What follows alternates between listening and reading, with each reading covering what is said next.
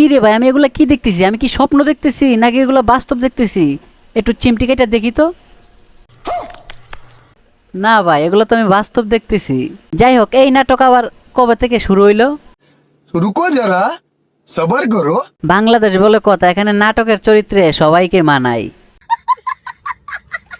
এই লোকগুলা সেদিন কই ছিল?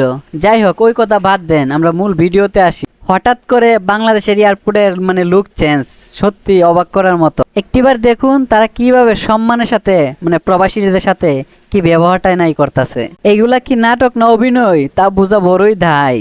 এইগুলা বোঝার ক্ষমতা আমার মাথায় নাই, আপনাদের মাথায় ঠিকই আছে। আপনারা নিশ্চয়ই বুঝে গেছে।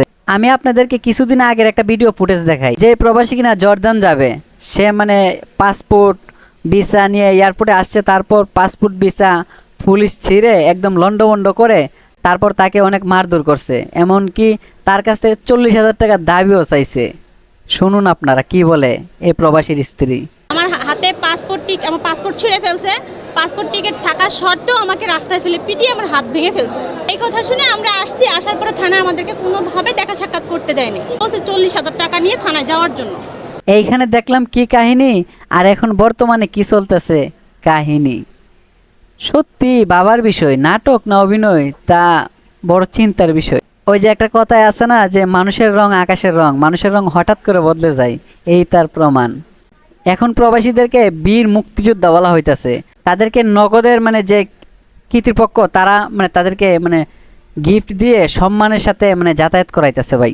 যে প্রবাসীদের মানে আসার পথে যে যানবাহন মানে তারা যে নিয়ে আসতো, সেগুলা মানে কুত্তার মতো ছিঁড়ে ছিঁড়ে ফালাইতো। আর এখন তাদেরকে কি সম্মানের সাথে মানে যাতায়াত করতেছে, তারা কিভাবে গিফট দিয়ে মানে কি করবে না করবে তারা দিশা পাইতেছে না ভাই। আচ্ছা তাহলে আপনারাই বলুন, এটা কি হতে পারে, নাটক না অভিনয়? এখন প্রবাসী ভাইদেরকে বীর মুক্তিযোদ্ধা বলা হইতেছে ভাই।